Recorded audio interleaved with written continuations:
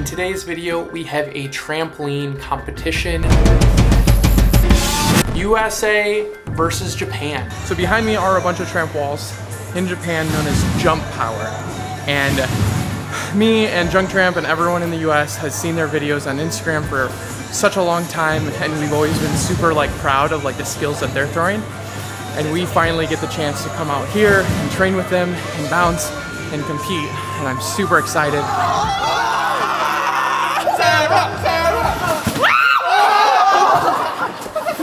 Okay, so before the competition starts, I want to explain the events and the rules. First, there are going to be two events that I'm competing in. The first will be Big Air, or Biggest Pop. You measure it from the corner of the wall to the lowest point on the person's body.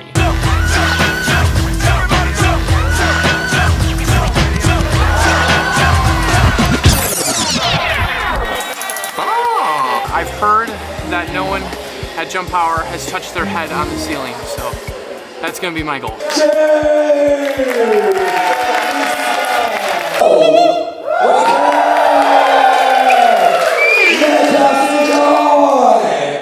Let's go!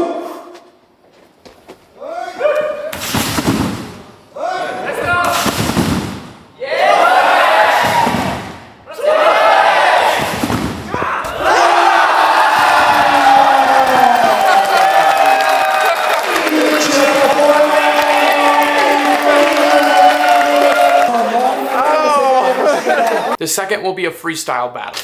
And these are the rules. We had a translator kind of explain the gist of it, so I think I've got it. I'm gonna try to break it down for you guys now. Each competitor gets one, and only one, 45-second round each. How will it be scored? The first one is difficulty. This includes things like how difficult each individual trick is, the number of tricks thrown, and combos. Le second one is execution. That one includes safety, like if you're flailing or flopping or crashing, and also your management of time. If you go over or under, you get dock points.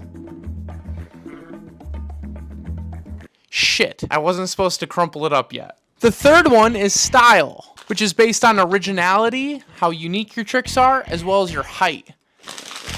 Now I get to crumple it up. As you can see here, difficulty is heavily weighted the most at 55%, which means for my game plan, I need to focus on difficult tricks. I don't even want to crumple this one up. It looks too beautiful. Now I have three obstacles I'm going to be trying to overcome. The first is that they have the home team advantage. That means they're already used to their wall. They know the rules because they didn't learn Japanese 2 minutes ago. And finally, because they knew the rules, they knew exactly what tricks were worth more to practice specific combos for the competition. The second one is jet lag. We basically flew in 2 days ago. Number 3 is a lot more of an issue though. Uno momento. So Japan has these really cool vending machines that you can get, apparently this is a milkshake in a can, and you get them hot out of the vending machine. It's freaking wild. Anyways, back to the last problem. Third one is I got injured. Last week, I got injured on Travis Pastrana's property, crashing a dirt bike.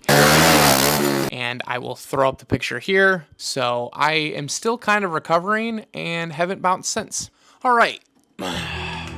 Based on all of that information, if I throw all of the tricks that I'm capable of, I know I can win. Now, I do not have time to show every single competitor. There's over 60 people who signed up between 3 different classes, but I will focus on 2 of them. Let me introduce the first. Okay, this is one of the competitors. What is your name? My name is Rintaro. And what's one interesting fact about you? I like Dragon Ball. That's why you guys are talking about Dragon Ball. Okay, super good.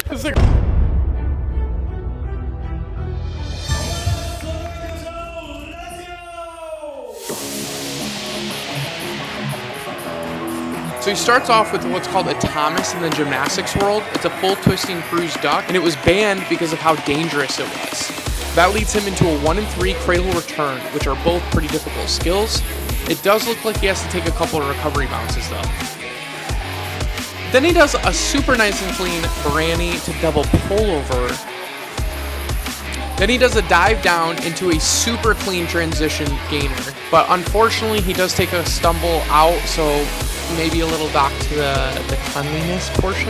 Then he does a Barani down. Cradle pullover. Looks like he's getting a little tired. Oh, but then he does a 1 and 3 cradle return. Okay, he might get dock points for that because it's the same skill. Couple big pops into a swan. And then he goes for the Randy attempt, but his hands touch, so he's not quite able to land it. Still a good attempt, really good run by him. Probably one of the better runs of all of the advanced class that we'd seen up until now. Yeah. So up next is June, who in my opinion is probably the best.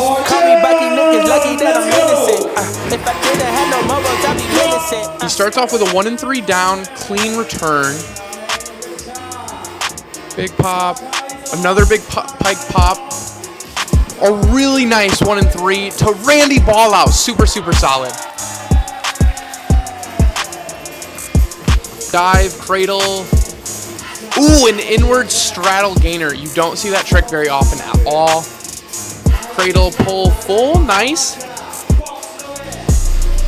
Looked like that was a long combo to just get him some tricks that were pretty easy in. Ooh, crash dive into a full twisting cradle return. Don't see that very often. Full turn. Couple more pops. Barani into a really nice double pull. So far, super clean combo. And looks like he does a nice little dive into a fun finish, hitting those execution points for sure. June's run had a lot going for him. He didn't have any mess ups. Everything was cleanly executed. He got his big tricks in as well as a bunch of other stuff. It's going to be really, really hard for me to beat this one. All right, I'm about to compete. As always, starting to get a little nervous. Unfortunately, I'm a bit lethargic and my body hurts from jet lag and just being tired. But I really want to show up and do tricks I'm proud of for the community and for myself. So wish me luck. I don't know what order I'm going in, but you guys will see it. Okay, Sarah, are you ready? Okay, let's go. We had discussed a few different tricks she may throw in the routine if she feels good, so super stoked to see how things turn out. She starts off right away with a big 1 and 3, which was actually a skill she injured herself on. So she does a big swan, ball out into the box, which is even harder, especially because she hates ball outs. The trick that definitely gives her some trouble.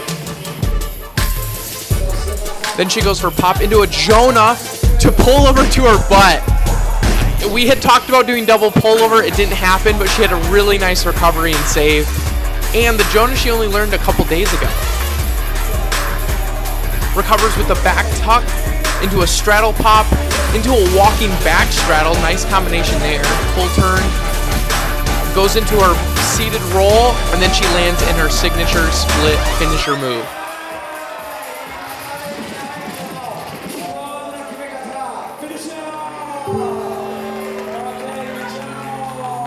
Watching her made me really proud. Yeah. I genuinely want to cry right now. Okay, for my run, based on the rules, I just decided to throw some of my hardest tricks because that's what it was weighted the most. Okay, the next performer from LA, Jake. Jake, are you ready? Yeah. Okay. Okay, so I decided to start with a bang. I go with a double cork down, which is a backflip off of 1 foot with 720 degrees of spin into a ring up. I decided while I'm fresh to go for another huge trick. I do 2 big pops, touch the ceiling into a gigantic swan for a flippus ball out. 2 flips with a half twist. I squeak out the landing, wasn't the cleanest, but still make it around. All right, it takes some time to recover.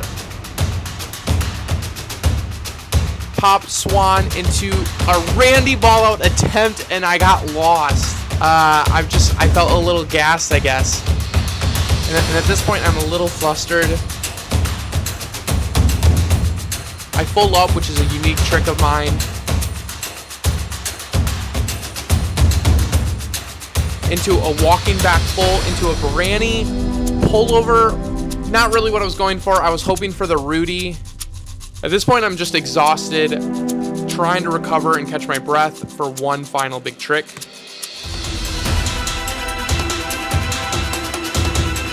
I go for the Rudy into what I was hoping to be a double pullover, but I just do the pullover, finish the run, but you can tell that's not what I wanted.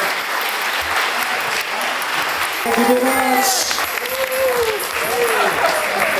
Thank you. Performance. Not good. The second trick didn't land as clean as I wanted it to, and I could tell my nerves. I was a little trigger happy, and my stamina is not where I wanted it to for a 45-second thing. So as it kept going, I just got more and more tired. I didn't get to throw the tricks I wanted to, so a little upset with myself. But I did cool stuff that they haven't seen maybe, so it works out. Big job.